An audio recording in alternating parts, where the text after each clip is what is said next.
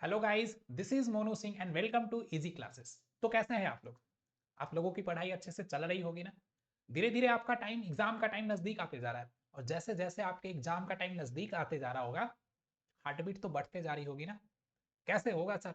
Questions नहीं बन रहे, सारे चैप्टर्स को पढ़ लिए, साइंस में न्यूमेरिकल्स नहीं बन रहे, मैथ्स में सब कुछ पढ़ लिया, बट सैंपल पेपर जब बनाने बैठ रहा हूं तो क्या हो रहा है? बहुत सारी कंफ्यूजन आ रही है, सब भूल जा रहा हूं। तो देखिए, ये बेसिक बेसिक चीजें एग्जाम जैसे जैसे नजदीक आती है ना, वैसे वैसे आपको लगेगा कि मेरा प्रिपरेशन जो है वो अच्छे से नहीं हुआ है। ये सबके साथ होता है, ऐसा नहीं सोचना है कि आपका प्रिपरेशन अच्छा नहीं है, आपका एग्जाम अच्छा नहीं होगा। ये थोड़ा सा नर्वसनेस जो आता है ना, अगर आप ज्यादा प्रेशर लेके प्रिपरेशन करेंगे तो ये थोड़ा सा आता है। सबको ऐसा लगता है, जैसे जैसे आपका एग्जाम नजदीक आएगा वैसे वैसे आपको लगेगा कि आपकी तैयारी क्या है, अच्छी नहीं है। बट ऐसा कुछ नहीं है गाइस। अगर आपने एक साल अच्छे से मेहनत किया है तो उसका रिजल्ट भी बहुत अच्छा आने वाला है। और अगर आपने एक साल मेहनत नहीं भी किया है, फिर भी आपके पास टाइम है कि क्या कर सकते हैं, अभी से भी आप अपनी तैयारी को थोड़ा सा इनहेंस कर सकते हैं, जिससे बोर्ड में आपके मार्क्स अच्छे आ जाए। है ना? डजेंट मैटर आपने क्या किया, पढ़ा नहीं पढ़ा, साल भर क्या किया छोड़ो ना यार, पढ़ा भी तो भूल गया, रिवीजन नहीं किया, कोई बात नहीं। बट अभी जो टाइम आपको मिला है, अगर उस टाइम को आप अच्छे से यूटिलाइज कर लेते हो, फिर भी आपका काम हो जाना है। और बाकी इतने सारे वन शॉट्स डल रहे हैं ना आपके लिए यूट्यूब पे, इतने सारे चैनल्स वाले क्या कर रहे हैं, अच्छे अच्छे वन शॉट्स डाल रहे हैं आपके लिए। जहां से आपको अच्छा लगता है वहां से देखो, जहां से आपको क्वेश्चन की प्रैक्टिस करनी है वहां से करो, खुद से करो, बुक से करो, सैंपल पेपर से करो। इतनी सारी चीजें आपके पास है कि आप आराम से अपने तैयारी को घर बैठे अच्छा कर सकते हो। और एक एक करके हम लोग भी क्या कर रहे हैं, आपके लिए वन शॉट के फॉर्म में सारे इंपॉर्टेंट चैप्टर को लेके आ रहे हैं ना। सौरभ सर आपके लिए मैथ्स लेकर के आ रहे हैं, मैं आपके लिए साइंस लेकर के आ रहा हूं, और बहुत ही जल्द हम लोग कंप्लीट करेंगे और उसके बाद रिवीजन का वीडियो लेके आएंगे, जिसमें मात्र 15 to 20 मिनट में सारे कंसेप्ट को डिस्कस करेंगे, सारे क्वेश्चंस को डिस्कस करेंगे, सारे पीवाई को डिस्कस करेंगे और न्यूमेरिकल्स को भी डिस्कस करेंगे। गाइस, बहुत सारा डिमांड आ रहा था एक चैप्टर के लिए इलेक्ट्रिसिटी का। और इलेक्ट्रिसिटी का इसलिए क्योंकि सर बहुत सारे वीडियोस देख लिए, बहुत सारे लेक्चर्स पढ़ लिए, स्कूल में पढ़ लिए, बुक्स पढ़ ली, कॉन्सेप्ट समझ आया, बट न्यूमेरिकल्स नहीं बन रहे। न्यूमेरिकल्स नहीं बन रहे हो गाइस, इस चैप्टर से न्यूमेरिकल तो आना ही आना है, 100% न्यूमेरिकल आना है। फॉर्मूले इतने सारे हैं इस चैप्टर में, सर याद ही नहीं हो पा रहे, इसका फॉर्मूला उसमें मिक्स हो जा रहा है, उसका फॉर्मूला इसमें मिक्स हो जा रहा है। तो इन सारी प्रॉब्लम्स को दूर करने मैं लेकर के आ गया हूं आपके सामने इलेक्ट्रिसिटी का वन शॉट, जिसमें हम लोग क्या करेंगे, एक बार कंसेप्ट को रिकैप करेंगे, बहुत ही कम टाइम में, बहुत ज्यादा टाइम आपका नहीं लेंगे, और उसके बाद एक वीडियो लेकर के आएंगे जिसमें आपको बहुत ही कम टाइम के अंदर सारे फॉर्मूले को लर्न करवाएंगे और जितने टाइप्स ऑफ न्यूमेरिकल बन सकते हैं उन सबको डिस्कस करेंगे। ठीक है? तो चलिए स्टार्ट करते हैं। इलेक्ट्रिसिटी देखिए, इलेक्ट्रिसिटी को पढ़ने से पहले सबसे पहले हम लोग समझते हैं क्या कि चार्ज क्या होता है। What is charge? देखिए, तो आप बताओ चार्ज क्या होता है गाइस। एटम के बारे में आप लोगों ने पढ़ा होगा ना। एटम क्या होता है एक्चुअल में? जो ओवरऑल एटम होता है वो न्यूट्रल होता है ना। कैसे होता है? जब आप लोगों ने एटम का डिवीजन पढ़ा होगा, स्ट्रक्चर ऑफ एटम पढ़ा होगा, तो उसमें आप लोगों ने पढ़ा होगा क्या, इलेक्ट्रॉन, प्रोटॉन और न्यूट्रॉन के बारे में ना। क्लास 9th में याद कीजिए, पढ़ा है ना। हाँ, तो देखिए, जो प्रोटॉन होता है उस पे होता है पॉजिटिव चार्ज, जो इलेक्ट्रॉन होता है उस पे होता है निगेटिव चार्ज, और जो न्यूट्रॉन होता है उस पे होता है नो चार्ज, यानी कि जीरो चार्ज, उस पे कोई भी चार्ज नहीं होता है। ये तो आपको पता है ना। और जितना क्वांटिटी प्रोटॉन पे पॉजिटिव चार्ज का होता है, उतना ही क्वांटिटी इलेक्ट्रॉन पे नेगेटिव चार्ज का भी होता है। ठीक है? और ये दोनों चार्ज आपस में एक दूसरे को क्या करती है, कैंसिल कर देती है, जिसके वजह से एक इंडिपेंडेंट एटम पे कोई भी चार्ज एग्जिस्ट नहीं करता है। कोई भी चार्ज एग्जिस्ट नहीं करता है एक इंडिपेंडेंट एटम पे। सही होता है नॉर्मली। देखो, कोई भी ऑब्जेक्ट अगर बना हुआ है तो वो एटम से मिलकर बना हुआ है ना, और अगर वो इंडिपेंडेंट है तभी तो वो किसी दूसरे ऑब्जेक्ट के साथ अट्रैक्ट नहीं हो रहा है या रिपल्स नहीं कर रहा है उसको। ऐसा तो होता है ना। बट चार्ज जनरेट कैसे होती है, आप लोगों ने 9th क्लास में पढ़ा होगा इलेक्ट्रॉनिक कन्फिग्रेशन, यानी उसमें आप लोगों ने सीखा होगा कि एक एटम के अंदर कैसे कैसे इलेक्ट्रॉन्स डिस्ट्रीब्यूटेड होते हैं, अलग अलग सेल्स में डिस्ट्रीब्यूटेड होते हैं ना। अगर एक एटम है, एक बार इसको इरेज कर लेते हैं। देखिए, अगर एक एटम है तो उस एटम के, देखिए यहाँ पे न्यूक्लियस में यानी सेंटर में क्या होता है, प्रोटॉन प्लस न्यूट्रॉन होता है। और उसके आसपास क्या होता है, अलग अलग सेल में अलग अलग नंबर ऑफ इलेक्ट्रॉन्स डिस्ट्रीब्यूटेड होते हैं ना। ठीक है, KLMN से हम क्या करते हैं, इस सेल को डिनोट करते हैं ना। और 2n² एक फॉर्मूला पढ़ा होगा आपने, जिससे हम क्या करते हैं, ये पता करते हैं कि कौन से सेल में मैक्सिमम नंबर ऑफ इलेक्ट्रॉन क्या हो सकता है। ये सब आप लोगों ने पढ़ रखा है। सर इलेक्ट्रिसिटी में इसका क्या काम है, समझो कंसेप्ट यहीं से निकल के आता है चार्ज का। आपने ये भी पढ़ा होगा कि एक एलिमेंट के अंदर जितने नंबर ऑफ प्रोटॉन होते हैं उतने नंबर ऑफ इलेक्ट्रॉन होते हैं, और उसी को क्या बोलते हैं, उसका एटॉमिक नंबर बोलते हैं। क्या, एटॉमिक नंबर। ये एटॉमिक नंबर होता क्या है, तो एक एटम के अंदर जितने नंबर ऑफ प्रोटॉन प्रेजेंट होते हैं उतने नंबर ऑफ इलेक्ट्रॉन भी प्रेजेंट होते हैं, और उसी को एटॉमिक नंबर बोलते हैं ना। फिर मास नंबर क्या होता है, ये सब आप लोगों ने पढ़ रखा है ना। तो यहां से हमको समझना यह है कि जब किसी भी कारण से कोई भी एटम कोई भी एटम या तो इलेक्ट्रॉन को लूज करेगा या तो इलेक्ट्रॉन को गेन करेगा। ध्यान से समझिए, वो रीजंस बहुत सारे हो सकते हैं, ठीक है ना, वो रीजंस बहुत सारे हो सकते हैं। बट अगर किसी भी एटम के अंदर ऐसा होता है कि क्या होता है, ये चार्ज को, इलेक्ट्रॉन्स को या तो गेन करे या तो लूज करे ना, क्योंकि इलेक्ट्रॉन्स ही फ्रीली मूव करते रहते हैं एटम में। तो प्रोटॉन को तो बेसिकली हम क्या कर सकते हैं, इधर उधर कर नहीं सकते, ट्रांसफर तो नॉर्मली करवा नहीं सकते हैं ना। तो वो ट्रांसफर होता क्या है, वो ट्रांसफर होता है गाइस इलेक्ट्रॉन। अब आप ये बताओ, अगर किसी भी एलिमेंट से, किसी भी एटम से क्या होगा, अगर एक इलेक्ट्रॉन निकल के जा रहा है तो भी उसके अंदर के चार्ज का जो बैलेंस था वो डिसबैलेंस हो गया ना। पहले जितने पॉजिटिव चार्ज थे उतने ही निगेटिव चार्ज थे ना। अगर एक इलेक्ट्रॉन निकल के चला गया तो उसके अंदर ऑटोमेटिकली क्या हो गया, एक पॉजिटिव चार्ज बढ़ गया ना, एक नंबर ऑफ प्रोटॉन क्या हो गया, इंक्रीज हो गया ना। और तभी तो उस पर क्या हो जाता है, एक प्लस चार्ज आ जाता है ना। जैसे देखिए सोडियम, सोडियम के बारे में आप लोगों ने पढ़ा होगा, इसका एटॉमिक नंबर क्या होता है, 11 होता है ना। पढ़ा है ना आपने, याद रखिएगा, एटॉमिक नंबर में से कुछ क्वेश्चंस पूछे जा सकते हैं, एटलीस्ट 30 तक तो रिमेंबर होना ही चाहिए आपको। अब आप देखो क्या होता है, अगर ये सोडियम है तो सोडियम के आउटर सेल में, अगर ये सोडियम है तो यहाँ पे, सॉरी एक मिनट, देखिए अगर ये सोडियम है तो यहाँ पे क्या होगा, 2 इलेक्ट्रॉन होगा, यहाँ पे 8 इलेक्ट्रॉन होगा, और यहाँ पे 1 इलेक्ट्रॉन होगा ना। अब अलग अलग रीजंस के वजह से क्या होते हैं, ये इलेक्ट्रॉन बाहर चले जाते हैं यहाँ से। तो जैसे ही एक इलेक्ट्रॉन यहां से बाहर चला गया, क्या हुआ, उसके अंदर ऑटोमेटिकली एक प्रोटॉन एक्स्ट्रा हो गया ना, क्योंकि पहले जितने नंबर ऑफ प्रोटॉन थे उतने ही नंबर ऑफ इलेक्ट्रॉन थे। एक इलेक्ट्रॉन बाहर चला गया तो एक प्रोटॉन एक्स्ट्रा आ गया, और प्रोटॉन पे होता है पॉजिटिव चार्ज, इसीलिए हम क्या करते हैं, सोडियम पे एक प्लस चार्ज ऐड कर देते हैं ना। और जैसे ही किसी एलिमेंट पे एक प्लस चार्ज या माइनस चार्ज आ गया, उसको हम क्या बोलते हैं, आयंस बोलते हैं। अंडरस्टूड है ना। और जैसे ही अब देखो एक इलेक्ट्रॉन गया तो एक पॉजिटिव चार्ज, एक इलेक्ट्रॉन के जगह पे 2 इलेक्ट्रॉन गया तो 2 पॉजिटिव चार्ज, या तो इलेक्ट्रॉन लूज हो रहा है ना। अगर गेन करे, जैसे ऑक्सीजन क्या करता है, इलेक्ट्रॉन को गेन कर लेता है, तो जब गेन करेगा, सपोज करिए यहाँ पे अगर कोई दूसरा एटम होता और वो इलेक्ट्रॉन को गेन करता, तो पहले जितना प्रोटॉन उतना ही इलेक्ट्रॉन, चार्ज क्या थे, इक्वल थे, बैलेंस हो जा रहे थे। अब और एक्स्ट्रा इलेक्ट्रॉन आ गया, इलेक्ट्रॉन के फॉर्म में क्या आ गया, निगेटिव चार्ज आ गया ना। तो इसीलिए जब कोई इलेक्ट्रॉन को गेन करता है तो उस पर हम क्या लिखते हैं, माइनस चार्ज लिखते हैं। और दोनों ही केस में क्या हो जा रहा है, चार्ज जो है वो डिसबैलेंस हो जा रहा है ना, या तो पॉजिटिव चार्ज बढ़ जा रहा है या तो निगेटिव चार्ज बढ़ जा रहा है ना। दोनों ही केस में क्या हो रहा है, चार्ज डिसबैलेंस हो जा रहा है, और यहीं से चार्ज जनरेट हो जा रहा है, जिससे वो क्या करेगा, अपोजिट पोल्स को, अगर उसके अंदर पॉजिटिव चार्ज आ गया तो निगेटिव चार्ज वाले ऑब्जेक्ट को अट्रैक्ट करना स्टार्ट करेगा, और पॉजिटिव चार्ज वाले, सेम चार्ज वाले ऑब्जेक्ट को रिपेल करना स्टार्ट करेगा ना। देखिए ये चार्ज का कंसेप्ट कहां से निकल के आता है, आपको समझ आ गया होगा, ठीक है ना।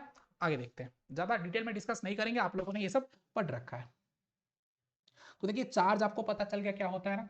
चार्ज भी दो टाइप्स के होते हैं, एक होते हैं स्टैटिक चार्ज और एक होते हैं मूविंग चार्ज। अब स्टैटिक चार्ज के बारे में हम लोगों को इस क्लास में, इस 10th में अच्छे से ज्यादा पढ़ना नहीं है।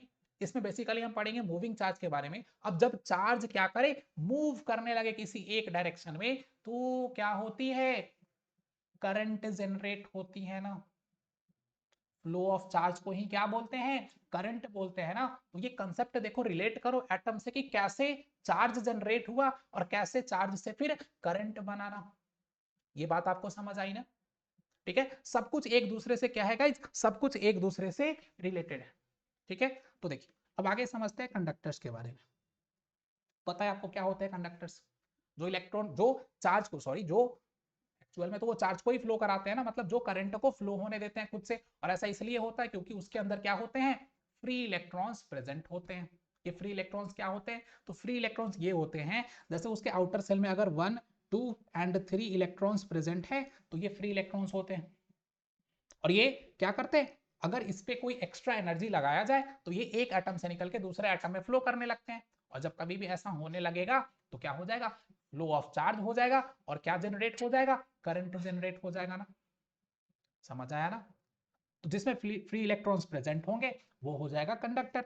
ठीक है, उसके बाद आप बताओ क्या होता है इंसुलेटर? What is insulator? पता है आपको? जो खुद से चार्ज को फ्लो होने नहीं देती है, जो करंट को खुद से फ्लो होने नहीं देती है ना, ये सब आपको पहले से पता है। ठीक है, अब इलेक्ट्रिक करंट क्या होता है, सॉरी इलेक्ट्रिक चार्ज क्या होता है, मैंने आपको समझाया। अब यहाँ पे देखिए एक एग्जांपल गिवन है, और ये एग्जांपल एनसीईआरटी में भी गिवन है, तो ये याद कर लीजिए अच्छे से कि when a glass rod is rubbed with a silk cloth, एक ग्लास रॉड को सिल्क क्लॉथ के साथ जब हम रब करेंगे, क्या करेंगे? रब करेंगे ना, it acquires the ability to attract small particles of paper and is said to have acquire an electric charge. इसको ऐसे समझिए कि पहले जो ग्लास का रड था उसके अंदर वो जिस एटम से मिलके बना है उसके अंदर जितने प्रोटॉन उतने ही इलेक्ट्रॉन, दोनों बैलेंस, इंडिपेंडेंटली वो क्या था? उस पर कोई चार्ज नहीं था। ठीक है, नो चार्ज। बट जैसे ही उसको हम क्या किए? सिल्क क्लॉथ के साथ रब किए, क्या हुआ होगा? जैसे ही रब करेंगे उसके अंदर एनर्जी जनरेट होगी, और उस एनर्जी के वजह से या तो एक में से इलेक्ट्रॉन निकल के दूसरे में जाएगा, या तो दूसरे से निकल के पहले वाले में जाएगा। कोई भी काम होगा तो उसके अंदर चार्ज डिसबैलेंस हो जाएगा ना, और जैसे ही चार्ज डिसबैलेंस हुआ वो चार्ज हो जाएगी, वो चार्ज पार्टिकल कहलाएगी, और वो एक दूसरे को क्या करने लगेगी? अट्रैक्ट करने लगेगी या रिपेल करने लगेगी। बट यहाँ पे अट्रैक्ट ही करेगी, क्योंकि एक से निकल के दूसरे में जा रहा है तो दोनों पे अपोजिट चार्जेस ही जनरेट हो रहे हैं। ऐसा तो नहीं दोनों पे प्लस चार्ज या दोनों पे माइनस चार्ज ही हो रहा है। समझ आ रहा है ना? अगर ऐसा हो रहा है तो क्या हो जाएगा? ये चार्ज इक्वायर कर लेगी, यानी ये चार्ज पार्टिकल कहलाएगी ना। ठीक है, ये समझ आया? ये स्टैटिक चार्ज है। मूविंग चार्ज को ही करंट बोलेंगे, आगे समझेंगे हम लोग। देखिए, तो ऐसा यूनिट ऑफ इलेक्ट्रिक चार्ज क्या होता है? कूलम्ब होता है। याद कर लीजिए, दिमाग में बिठा लीजिए अच्छे से कि चार्ज का जो इलेक्ट्रिक चार्ज का एसआई यूनिट होता है वो क्या होता है? कूलम्ब होता है। आगे हम लोग पढ़ेंगे कूलम्ब्स लॉ के बारे में। ठीक है, इसका सिंबल क्या होता है? सी होता है। आगे देखिए, अब पढ़ते हैं इलेक्ट्रिक करंट के बारे में। What is electric current? आपने समझ लिया है कि electric current is the flow of electrons through a conducting material like copper iron. It is copper iron conducting material ही क्यों? क्योंकि जिसमें फ्री इलेक्ट्रॉन्स होगा उसी में तो हम एनर्जी लगाएंगे तो क्या हो जाएगा? चार्ज फ्लो हो जाएगा। ठीक है ना? तो इसी को मूविंग चार्ज को क्या बोलते हैं हम लोग? करंट बोलते हैं, इलेक्ट्रिक करंट बोलते हैं। ठीक है, और ऐसा करने के लिए हम क्या करते हैं? किसी भी कंडक्टर को किसी सेल या बैटरी से कनेक्ट करते हैं ना। और यहाँ पे कंसेप्ट को समझ लीजिए कि अगर हम कोई मेटल यूज कर रहे हैं, कोई कंडक्टिंग मटेरियल यूज कर रहे हैं, तो उस कंडक्टिंग मटेरियल के अंदर इलेक्ट्रॉन्स पहले से प्रेजेंट होते हैं। दिमाग में ये मिसकंसेप्शन नहीं लाना है कि जो हम सेल या बैटरी कनेक्ट कर रहे हैं वो सेल या बैटरी उसको इलेक्ट्रॉन दे रहा है। नहीं भाई, इलेक्ट्रॉन तो उसके अंदर पहले से ही है। वो क्या कर रहा है? उसको एक एनर्जी दे रहा है जिससे सारे इलेक्ट्रॉन्स जो इधर उधर डायरेक्शन में, अलग अलग डायरेक्शन में क्या थे? फैले हुए थे, वो इस एनर्जी के वजह से क्या हो रहा है? किसी एक डायरेक्शन में फ्लो हो जा रहा है, और जैसे ही चार्ज फ्लो हो गया क्या बन गया? करंट बन गया ना। समझ में आ रहा है ना? हाँ, देखो इधर उधर जाने की कोशिश बिल्कुल भी मत करना, पता है ना? स्टाइलस खोपड़ी में छेद, डायरेक्ट, है ना? तो जब तक लेक्चर खत्म नहीं हो उठने का सोचना भी मत। आगे देखो आप, तो flow of electrons and current in a circuit. What is circuit? आप बताओ सर्किट क्या होती है? बोलो, व्हाट इज सर्किट? जब हम क्या करेंगे? किसी भी कंडक्टिंग मटेरियल को किसी एक सेल से या बैटरी से, ग्रुप ऑफ सेल्स को ही क्या बोलते हैं? बेसिकली बैटरी बोलते हैं। तो किसी एक सेल से या किसी एक बैटरी से कनेक्ट कर देंगे, क्या बन जाएगा? एक सर्किट बन जाएगा ना, जिसमें करंट क्या होने लगेगी? फ्लो होने लगेगी इस तरीके से। अब यहाँ पे आप एक बात याद रखना, जो इलेक्ट्रॉन्स होती है ना वो negative terminal to positive terminal flow करती है। जो हम सेल लाते हैं, बैटरी लाते हैं, उसमें एक क्या होता है? पॉजिटिव टर्मिनल होता है, एक निगेटिव टर्मिनल होता है ना। उसमें क्या होगा, जो इलेक्ट्रॉन्स का फ्लो होगा, जैसे ही सेल क्या करेगी, एक एनर्जी लगाएगी उस पे, वो सेल क्या, वो जो इलेक्ट्रॉन्स है वो negative terminal to positive terminal की तरफ क्या होने लगेगा, फ्लो होने लगेगा ना। बट कन्वेंशनली क्या करना, ये समझ लेना कि जो करंट फ्लो होता है वो opposite direction of flow of electron होता है। अब इसके डिटेल्स में मैं बिल्कुल भी नहीं जाने वाला हूं कि क्यों होता है ऐसा, आप लोगों ने पढ़ रखा होगा, उसकी जरूरत भी नहीं, ठीक है ना। अभी एग्जाम के टाइम में उसको डिस्कस करने से कोई फायदा है नहीं, ठीक है। तो देखो होता क्या है कि जिस डायरेक्शन में इलेक्ट्रॉन का फ्लो हो रहा है उसके अपोजिट डायरेक्शन में किसका फ्लो होगा, करंट का फ्लो होगा। तो करंट का फ्लो कैसा हो जाएगा, positive terminal to negative terminal. Flow of electron क्या होगा, negative terminal to positive terminal, ठीक है। यहाँ पे अगर सेल लगा हुआ है तो देखो यहां से ये निगेटिव टर्मिनल है, ये पॉजिटिव टर्मिनल है ना, तो यहां से देखो आप कि इलेक्ट्रॉन्स का फ्लो तो इधर से होना है ना, इस तरीके से, बट करंट का फ्लो इस तरीके से होना है। अंडरस्टूड है ये सब बातें। अब देखो how can be electric current be expressed, हम इलेक्ट्रिक करंट को कैसे एक्सप्रेस कर सकते हैं फॉर्मूले के मेथड से। तो आप समझो electric current is expressed as the rate of flow of charge through a conductor per unit time. देखो करंट बन कैसे रहा था, फ्लो ऑफ इलेक्ट्रॉन से ही ना, फ्लो ऑफ चार्ज से ही ना। तो एक यूनिट टाइम में, यूनिट टाइम मींस क्या, सेकंड में। यूनिट टाइम किसको मेजर करते हैं, किसको फॉलो करते हैं हम, सेकंड को ना। तो एक यूनिट टाइम में कितना चार्ज फ्लो हो रहा है, इसी को हम क्या बोलेंगे, इलेक्ट्रिक करंट बोलेंगे। और ध्यान रखना इसको हम आई से डिनोट करते हैं, किससे, आई से डिनोट करते हैं। तो क्या हो जाएगा, क्वांटिटी ऑफ चार्ज जिसको हम क्यू से डिनोट करते थे, और टाइम टेकन जिसको हम टी से डिनोट करेंगे। तो आई इज इक्वल टू क्या निकल के आ गया, आई इज इक्वल टू निकल के आ गया क्यू बाई टी। यहां से याद रखना, देखो I is equal to Q by T ना। यहां से अगर तुमसे चार्ज पूछे तो क्या करोगे, Q is equal to, sorry एक मिनट मिस्टेक हो गया, देखो लिखने में क्या हो गया, आई इज इक्वल टू क्या था, क्यू बाई टी था ना। अगर यहां से तुमसे चार्ज पूछा जाए तो देखो ये डिवीजन में है ना, इस साइड आएगा तो मल्टीप्लीकेशन में हो जाएगा, तो क्या हो जाएगा, Q is equal to I T. अगर तुमसे टी पूछे क्रॉस मल्टीप्लाई कर लो, क्या हो जाएगा, बताओ, ये तुम करके बताओ कि यहां से अगर हमसे टी पूछे तो हम कैसे फाइंड करेंगे। ज्यादा से ज्यादा क्या कर सकता है, इस फॉर्मूले में किसी दो का वैल्यू देगा, एक का वैल्यू पूछ लेगा। वो तुम बचपन से पढ़ते आ रहे हो कि कैसे फाइंड करते हैं। फॉर्मूला याद रखना, Q is equal to I T, है ना। चलो अब देखो यहां से और क्या क्वेश्चन बन सकता है, तो और क्वेश्चन ये फॉर्म हो सकता है यहां से ना, देखो SI unit of electric current is ampere.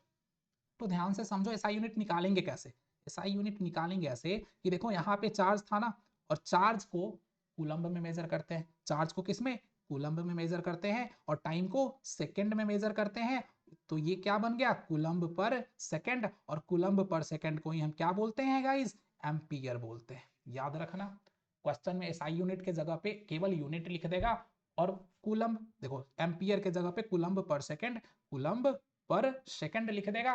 तो वहां पे घबराना नहीं, क्या ही हो गया, पढ़ के तो आए थे एम्पियर, एम्पियर तो दिख नहीं रहा है क्वेश्चन में, है ना। तो क्या होगा, एम्पियर के जगह पे कूलम्ब पर सेकंड होगा, तो वो करेक्ट आंसर हो जाएगा। और कैसे फाइंड करते हैं ये आपको पता चल गया ना। चलिए आगे चलते हैं। देखिए फालतू का बात करेंगे नहीं इस वीडियो में, क्योंकि आपका टाइम बहुत ही इंपॉर्टेंट है, अभी आपका एग्जाम है, तो जितना जल्दी हो सके लेक्चर को खत्म कीजिए और जाके अपना रिवीजन स्टार्ट कीजिए, क्वेश्चन का प्रैक्टिस कीजिए, ठीक है। फालतू की चीजों को देखने में अपना टाइम वेस्ट मत कीजिए, बहुत कम टाइम है, इतने टाइम को अगर आपने यूटिलाइज कर लिया अच्छे से तो समझो एग्जाम में बल्ले बल्ले है। नहीं तो साल भर बीत ही गया, 10-15 दिन बीतने में कोई टाइम लगेगा नहीं, बैठ के रोते रहना कि मैंने ये नहीं किया, मैंने वो नहीं किया, काश मैंने ये कर लिया होता, काश मैंने वो कर लिया होता, ठीक है। देखिए अब इलेक्ट्रिक करंट को हम मेजर किस चीज से करते हैं गाइस, तो इलेक्ट्रिक करंट को हम मेजर करते हैं एमीटर से। याद रखना एमीटर के बारे में आगे हम लोग पढ़ेंगे, इसको कैसे हम कनेक्ट करेंगे सर्किट में, पैरेलल में कनेक्ट करेंगे या सीरीज में कनेक्ट करेंगे, करेंगे तो क्यों करेंगे, किसका रेसिस्टेंस हाई होगा। एक और पढ़ेंगे हम लोग वोल्ट मीटर, किसका रेसिस्टेंट लो होगा। चलिए इसके बाद हम लोग समझते हैं इलेक्ट्रिक पोटेंशियल और पोटेंशियल डिफरेंस के कंसेप्ट को। देखो आप लोगों ने पढ़ा होगा बहुत बार, सच सच बताओ अभी तक आप लोगों ने स्कूल में या लेक्चर्स में पढ़ा है ना, पोटेंशियल क्या होता है, समझ आया है। अगर समझ आया है तो बहुत अच्छी बात है, अगर समझ नहीं आया है तो आज के बाद ऐसा नहीं बोलोगे कि समझ नहीं आया है। ठीक है, वन शॉट है, फिर भी कंसेप्ट को तो डिस्कस करेंगे ना। देखो इलेक्ट्रिक पोटेंशियल होता क्या है समझते हैं। देखो अगर यहाँ पे क्या है, पहले से पॉजिटिव चार्ज है और यहाँ पे पहले से क्या है, निगेटिव चार्ज है। अब ये बताओ, ये अपोजिट चार्जेस है ना, अपोजिट चार्जेस है तो एक दूसरे को, अगर इसको इधर लेके आएंगे हम और इसको इधर लेके जाएंगे, दोनों में से कोई काम करेंगे तो हमको कोई मेहनत करने की जरूरत नहीं पड़नी है। क्यों? क्योंकि ये अपोजिट चार्जेस है, एक दूसरे को खुद ब खुद क्या कर लेगी, अट्रैक्ट कर लेगी ना। ऐसा होगा कि नहीं होगा आप बताओ? बिल्कुल भी होगा ना। बट देखो इसी के प्लेस पे हम क्या करेंगे, देखो यहाँ पे भी पॉजिटिव चार्ज है और यहाँ पे भी क्या है, पॉजिटिव चार्ज है ना। अब ये बताओ, हम बोले इस पॉजिटिव चार्ज को उठाओ यहां से और क्या करो, इधर लेके आओ। भाई तुम तो चाहोगे कि इस चार्ज को इधर लेके आऊं मैं, बट ये चार्ज क्या करेगी, सेम चार्जेस है, एक दूसरे को रिपेल करेगी ना, आने ही नहीं देगी इधर। तो इसके लिए तुमको क्या करना पड़ेगा, कुछ ना कुछ एक्स्ट्रा फोर्स लगाना पड़ेगा, जिससे तुम क्या करो, इस चार्ज को यहां तक लेके आओ। और जब भी फोर्स लगाना पड़ेगा तो जो वर्क तुम करोगे इस चार्ज को एक जगह से दूसरे जगह ले जाने में, और कितना चार्ज मूव करा रहे हो भाई मेरे, कुछ ना कुछ क्वांटिटी ऑफ चार्ज तो होगी ना। उसी चार्ज को अगर हम इससे डिवाइड कर देंगे, क्या निकल के आ जाएगा, ये निकल के आ जाएगा गाइस, पोटेंशियल। देखो कुछ रटने की जरूरत बिल्कुल भी नहीं, आज तक रटते आ रहे हो कोई बात नहीं, अभी के बाद रटना छोड़ दो। क्यों? कंसेप्ट को समझो, सब कुछ क्लियर हो जाएगा तुम्हारे माइंड में। क्यों? देखो पोटेंशियल क्या था, पोटेंशियल एक ऐसा एनर्जी है जो खर्च होता है एक चार्ज को दूसरे चार्ज तक पहुंचाने में। और ये जो काम करने, देखो अगर एक चार्ज से दूसरा चार्ज, एक चार्ज को दूसरे जगह तक पहुंचाना है, one place to another place, तो हमको कुछ काम करना पड़ेगा ना, उसी काम में तो एनर्जी खर्च होना है। तो उस काम को, कितने चार्ज को मूव कराने में हम कितना काम करेंगे, इसी के रेशियो को क्या बोलते हैं, पोटेंशियल बोलते हैं। चलो समझ लेते हैं इसको। देखो देखो electric potential is the capability of a charge to move unit positive charge from one point to another point. देखो सेम सेम बात लिखी हुई है कि नहीं, यही बात ना। देखो electric potential is the capability of a charge to move unit positive charge from one place to another place, एक प्लेस से दूसरे प्लेस में किसी एक चार्ज को ले जाने में जो काम करना पड़े, कितने चार्ज से कितने चार्ज को मूव करा है उससे डिवाइड कर दो, क्या निकल के आ जाएगा, निकल के आ जाएगा हमारा पोटेंशियल। देखो पोटेंशियल और दो पोटेंशियल के बीच के डिफरेंस को क्या बोलते हैं, पोटेंशियल डिफरेंस बोलते हैं ना। तो potential difference is equal to क्या हो जाएगा, वर्क डन अपॉन चार्ज। याद हो गया? देखो एक फॉर्मूला और याद रखो, Q is equal to N E. ये क्या था, चार्ज निकालने का फॉर्मूला था। Q क्या था, चार्ज था ना। और आप बताओ टोटल चार्ज, देखो इलेक्ट्रॉन पे आपको पता है कितना चार्ज प्रेजेंट होता है, -1.6 इंटू 10⁻19 कूलम ना, एक इलेक्ट्रॉन पे प्रेजेंट होता है। तो अगर तुम्हें हम बोल दे कि समझो 10 या 20 इलेक्ट्रॉन है, तो उस पर टोटल चार्ज कितना हो जाना है, नहीं फाइंड कर लोगे? एक चार्ज, एक इलेक्ट्रॉन पे जितना चार्ज है उसको नंबर ऑफ इलेक्ट्रॉन के साथ मल्टीप्लाई कर दो, टोटल चार्ज निकल के आ जाएगा। ये भी कोई पढ़ने की बात है नहीं ना। तो Q is equal to N E, एक फॉर्मूला याद रखना, इसमें से जो तुमको गिवन हो, दो वैल्यू तुमको गिवन होगा, एक तुमसे पूछा जाएगा, जो पूछ ले एग्जामिनर मुंह पे मार के आना उसके आंसर। ठीक है, देखो क्यू पूछे डायरेक्ट फॉर्मूला, इलेक्ट्रॉन पूछे यानी तुमको चार्ज दे दे, ये तो पूछेगा ही नहीं, क्योंकि हमको पहले से ही पता होता है एक इलेक्ट्रॉन पे कितना चार्ज होता है। उसके बाद बताओ अगर नंबर ऑफ इलेक्ट्रॉन पूछे तो total charge divided by charge on one electron. ठीक है, चलो ये सब बेसिक सी बातें हैं, तुमको पहले से आती होंगी। यहां पे देखो SI unit of potential difference क्या हो जाता है, ये हो जाता है वोल्टेज, जिसको हम वोल्ट मीटर के थ्रू मेजर करते हैं और VOLT से डिनोट करते हैं। ध्यान से समझ लो, पोटेंशियल डिफरेंस को वोल्ट मीटर से मेजर करते हैं, एम करंट को, इलेक्ट्रिक करंट को एमीटर से मेजर करते थे, उसको AMP से डिनोट करते थे, इसको VOLT वोल्ट से डिनोट करते हैं। आगे पढ़ेंगे इसके बारे में बहुत और डिटेल में। देखो why is potential difference important, अब पोटेंशियल तो समझ आ गया, पोटेंशियल डिफरेंस भी समझ आ गया। पोटेंशियल डिफरेंस जरूरी क्यों है, हाँ जरूरी क्यों है, अरे उसकी भी कोई जरूरत नहीं थी लाइफ में, बट आई ना, आई और बर्बाद करके चली गई। वैसे ही पोटेंशियल डिफरेंस की भी क्या है, जरूरत है सर्किट में, जब तक पोटेंशियल डिफरेंस होगा नहीं, जब तक वो छोड़ के गई नहीं थी तब तक तुम पढ़ाई करना स्टार्ट किए नहीं थे क्या? जब तक वो छोड़ के गई नहीं थी तब तक तुम पढ़ाई करना स्टार्ट किए ही नहीं थे, तो उसका आना भी जरूरी था और उसका जाना भी जरूरी था। छोड़ो, देखो यहां why is potential difference important, तो जब तक एक सर्किट में पोटेंशियल डिफरेंस जनरेट नहीं होगा तब तक करंट का फ्लो नहीं होगा। क्यों? क्योंकि अगर एक सर्किट बना लेते हैं यहाँ पे, देखो अगर एक सर्किट बना लेते हैं तो देखो एक साइड होगा पॉजिटिव, एक साइड क्या होगा, निगेटिव होगा ना। अब देखो अगर यहां भी उतना ही चार्ज, पोटेंशियल यहां भी उतना ही, पोटेंशियल यहां भी उतना ही, एक क्या करो, एक फोन ले लो, इसको इधर से भी उतना ही फोर्स लगाओ, इधर से भी उतना ही फोर्स लगाओ, ना ये इधर जाएगी ना ये इधर जाएगी ना। बट अगर इसके फोर्स के बीच डिफरेंस होगा, इधर से ज्यादा फोर्स लगा दो या इधर से ज्यादा फोर्स लगा दो, जिधर से ज्यादा फोर्स लगेगा उसके अपोजिट डायरेक्शन में ये मूव तो हो ही जाएगा ना। वही बात होता है, देखो इधर से भी उतना ही फोर्स लगा दोगे, इधर से भी उतना ही फोर्स लगा दोगे, तो ना इलेक्ट्रॉन इस साइड मूव कर पाएगी ना इलेक्ट्रॉन इस साइड मूव कर पाएगी, और जैसे इलेक्ट्रॉन मूव नहीं कर पाएगी चार्ज मूव नहीं करेगा, और चार्ज मूव नहीं करेगा तो क्या होगा, करंट जनरेट ही नहीं होगा ना गाइस। इसीलिए पोटेंशियल डिफरेंस का होना सर्किट में बहुत ही इंपॉर्टेंट था, इंपॉर्टेंट है। जैसे उसका आना और उसका जाना भी जरूरी था, वैसे ही सर्किट में पोटेंशियल डिफरेंस का होना भी क्या है, जरूरी है। ठीक है, आगे देखते हैं। अब देखो इलेक्ट्रिक सर्किट क्या होता है, सर थोड़ा सा पानी प्लीज, है ना, कोई नहीं, चलिए आगे बढ़ते हैं। देखिए, एक मिनट गाइस।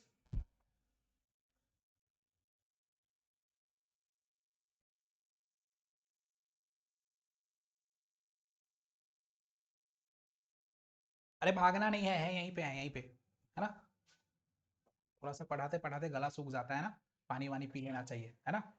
तुम लोग भी पानी वानी पीते रहा करो, जैसे जैसे एग्जाम नजदीक आता है वैसे वैसे लगता है सर तबीयत खराब हो रही है, ये हो रही है, वो हो रही है, सारा का सारा प्रॉब्लम जब एग्जाम नजदीक आता है तभी स्टार्ट हो जाता है ना। छोड़ो यार, सब कुछ हो जाएगा, एग्जाम अच्छे से दो पहले, एग्जाम अच्छा, सब कुछ बाद में मैनेज करेंगे, एक एक चीज का बदला लेंगे, बट पहले एग्जाम को कंप्लीट करते हैं। तो देखो इलेक्ट्रिक सर्किट क्या होता है, व्हाट इज इलेक्ट्रिक सर्किट। तो अभी बताए ना, एक सेल से क्या करो, किसी भी कंडक्टिंग मटेरियल को कनेक्ट कर दो बोथ साइड, उससे करंट फ्लो होने लगेगा, और बोथ साइड होना चाहिए, अगर क्या हो, सर्किट क्लोज हो तभी ऐसा हो पाएगा। उसमें जो तुमको अप्लायंसेस चाहिए, बल्ब चाहिए, जो चलाना है चला लो, एक जगह एमीटर लगा लो, जरूरी नहीं है लगाओ, अगर तुमको मेजर करना है करंट को, एमीटर लगा लो, अगर नहीं करना है मत करो, अगर तुमको प्लग की चाहिए, ऑन ऑफ करने वाला सिस्टम चाहिए सर्किट में, लगा लो, नहीं चाहिए मत लगाओ। सर्किट बेसिकली क्या होता है तुमको पता चला ना, इसको पढ़ लेना अच्छे से, ठीक है, सर्किट का डायग्राम बनाने के लिए आ सकता है एग्जाम में। अब देखो symbol of components used in electric circuit, बहुत बार पढ़ रखे हो, वैसे आज तक पूछा नहीं गया है एग्जाम में, पढ़ लेना रोक करके, ठीक है, पढ़ लेना। ये सेल का होता है और ग्रुप ऑफ सेल को ही क्या बोल देते हैं, बैटरी, बैटरी बोल देते हैं ना। देखो ये वायर, यहाँ देखो ये ऊपर से जा रही है ना, उछल के जा रही है, मतलब एक एक पॉइंट पे ज्वाइन नहीं हो रही है, ऐसे जा रही है तो ज्वाइन होके जा रही है, ठीक है। ये क्रॉसिंग कनेक्टेड का क्या है, इधर से वायर आई, इधर से वायर आई, इधर चली गई, जंक्शन पॉइंट हो गया ना। ऐसे ये देख लो, यहाँ पे देखो प्लग की और स्विच को, इलेक्ट्रिक बल्ब को ऐसे बना सकते हो, रेसिस्टर को ऐसे बना सकते हो, ये वेरिएबल रेसिस्टेंस है, ये सब पढ़ लेना, तुमको आता है, ठीक है, इस पर टाइम वेस्ट नहीं करते। देखो ये एमीटर का है और ये वोल्टमीटर का है। अब देखो वोल्टमीटर क्या होता है भाई मेरे, दो चीज को एक साथ कंपेयर करके पढ़ना हमेशा, क्या, एक तो होगा वोल्टमीटर और एक होगा एमीटर, ठीक है। तो देखो दोनों को एक साथ पढ़ो, क्या, एक था वोल्टमीटर और एक क्या, एमीटर। देखो ये क्या करता है गाइस, ये मेजर करता है करंट को, इलेक्ट्रिक करंट को मेजर करता है, और ये वोल्टेज को, वोल्टेज मींस पोटेंशियल डिफरेंस को मेजर करता है। ध्यान से समझो दो तीन बात, क्या, अगर यहाँ पे एक सर्किट है ना, देखो पहले सर्किट बना लेते हैं। देखो अगर एक ही सेल से कनेक्ट करेंगे क्या हो जाएगा, वो सेल हो जाएगा, अगर मोर देन वन सेल हो गया तो वो क्या हो जाएगा, वो हो जाएगा गाइस बैटरी, ठीक है। तो देखो एक साइड पॉजिटिव चार्ज, एक साइड नेगेटिव चार्ज। अब ये बताओ मेरे को, अगर तुमको क्या करनी है, तुमको इस सर्किट का करंट मेजर करना है। क्या इस सर्किट में अगर तुम्हें करंट मेजर करनी है तो बताओ, करंट मेजर करने के लिए तुम एमीटर को सीरीज में कनेक्ट करोगे या पैरेलल में कनेक्ट करोगे, ये बताओ। सीरीज में कनेक्ट करना पड़ेगा। क्यों? क्योंकि करंट मेजर करना है तो ये बताओ, सॉरी यहां पे एम, देखो एमीटर होगा ना। क्यों? क्योंकि अगर तुमको करंट मेजर करना है तो सर्किट में क्या होना चाहिए, उस डिवाइस से पूरा का पूरा करंट जाना भी तो चाहिए, फ्लो भी तो होना चाहिए। और साथ में ये भी बताओ, क्या इसका रेसिस्टेंस कैसा रखोगे, जो वोल्टमीटर होगा उसका रेसिस्टेंस कैसा होना चाहिए। तो ये बताओ, अगर तुमको करंट ही मेजर करना है तो करंट मेजर करने के लिए क्या होगी, ज्यादा से ज्यादा मतलब पूरा का पूरा अमाउंट ऑफ करंट उसके अंदर से फ्लो होनी चाहिए। और ऐसा तभी होगा जब उसका रेसिस्टेंस क्या होगा, बहुत ही लो होगा। तो ये याद रखना, एमीटर का जो रेसिस्टेंस होता है वो गाइस मिनिमम होता है। क्या होता है? मिनिमम। और एक आइडियल एमीटर का रेसिस्टेंस 0 होता है। आइडियल मींस ऐसा हम सपोज कर लेते हैं, एक्चुअल में ऐसा कुछ होता नहीं है ना। ये बात समझ आई ना? ठीक है। उसके बाद बताओ, जब वोल्ट, और इसको किसमें मेजर, किसमें कनेक्ट करेंगे, इसको हम सीरीज में कनेक्ट करेंगे। किसमें? सीरीज में। ये बात सभी समझ आई ना? अब ये बताओ मेरे को कि जब वोल्ट मीटर को क्या करना है, हमें एक सर्किट में कनेक्ट करना है, तो ये बताओ वोल्ट मीटर को कैसे मेजर, किसमें कनेक्ट करेंगे, सबसे पहले ये बताओ। तो देखो, वोल्ट मीटर को एक सर्किट में हमेशा हम किसमें कनेक्ट करते हैं, पैरेलल में कनेक्ट करते हैं। किसमें? पैरेलल में। क्यों करते हैं, अभी बताता हूं। देखो, ये मैंने एक सेल बना लिया, पॉजिटिव चार्ज निगेटिव चार्ज, और यहाँ पे वोल्ट मीटर को क्या करना है, ऐसे कनेक्ट कर देना है। क्यों? क्योंकि ध्यान से देखो, वोल्ट मीटर को क्या मेजर करनी है, वोल्टेज मेजर करनी है ना। इसको करंट वरंट से कोई लेना देना है नहीं। करंट मेजर करने के लिए अपन क्या लगा रखे थे सर्किट में, एमीटर को लगा रखे थे ना। तो देखो, अगर वोल्टमीटर को मेजर, वोल्टेज मेजर करना है, पोटेंशियल डिफरेंस को मेजर करना है, तो हम चाहेंगे कि हमारा जो करंट है वो इसके थ्रू नहीं जाए। क्योंकि हम जो भी क्या किए हैं, करंट को फ्लो करा रहे हैं अपने सर्किट में, वो करंट कैसा होना चाहिए, वो जिस चीज के लिए हम क्या कर रहे हैं, यूज कर रहे हैं, उसके लिए यूज होना चाहिए ना। इस सर्किट में जो अप्लायंसेज हमने ऐड कर रखी है, हम चाहेंगे करंट हमारा उससे फ्लो होना। अगर हमने यहाँ पे बल्ब कनेक्ट कर रखा है तो हम चाहेंगे कि पूरा का पूरा करंट इस बल्ब से होकर के जाए ना, वेस्ट नहीं हो। क्योंकि वोल्ट मीटर को करंट से कोई लेना देना नहीं है, इसलिए हम इसको पैरेलल में कनेक्ट करेंगे और इसका रेजिस्टेंस इतना हाई कर देंगे कि करंट अगर यहां पे आएगी तो इसको दो पाथ मिलेगी, ये वाला पाथ भी और ये वाला पाथ भी। बट इस पाथ से वो नहीं जा पाएगी, क्योंकि जब आगे जाएगी तो यहाँ हाई रेजिस्टेंस का वोल्ट मीटर कनेक्टेड, तो करंट क्या करेगी, इधर से घूम के वापस चली जाएगी ना, और इधर से वापस चली जाएगी घूम के, वैसे ही जैसे वो चली गई थी, है ना। जा कहीं और रही थी, रास्ते में कोई और मिला, चली कहीं और गई। तो अपना रेसिस्टेंस इतना हाई मत कर लेना कि वो लौट के किसी दूसरे रास्ते से चली जाए। समझ रहे हो ना? रिलेट करके पढ़ा करो, सब कुछ याद रहेगा। ठीक है, तो देखो, यहाँ पे वोल्ट मीटर है। वोल्ट मीटर के बारे में क्या क्या रिमेंबर रखनी है तुमको बातें, देखो वोल्ट मीटर के बारे में रिमेंबर ये रखनी है बातें कि एक वोल्ट मीटर को हमेशा हम किस में कनेक्ट करते हैं गाइस, पैरेलल में कनेक्ट करते हैं। किसमें? पैरेलल में कनेक्ट करते हैं। वोल्ट मीटर का जो रेसिस्टेंस होता है वो हाई होता है, और एक आइडियल वोल्ट मीटर का जो रेसिस्टेंस होगा वो इनफाइनाइट होगा। इतना ज्यादा हम रेसिस्टेंस रखेंगे उसका कि उधर से करंट फ्लो कर ही नहीं पाए। ठीक है, चलिए आगे समझते हैं। लिखा हुआ ये सारी बातें आप रोक करके वीडियो को पढ़ सकते हो। ये वाला नोट्स चाहिए, कमेंट बॉक्स में पिन होगा टेलीग्राम का लिंक, वहां से जाके डाउनलोड कर लेना, अच्छे से बैठ के पढ़ लेना। बट आई थिंक इसकी जरूरत नहीं पड़ने वाली है।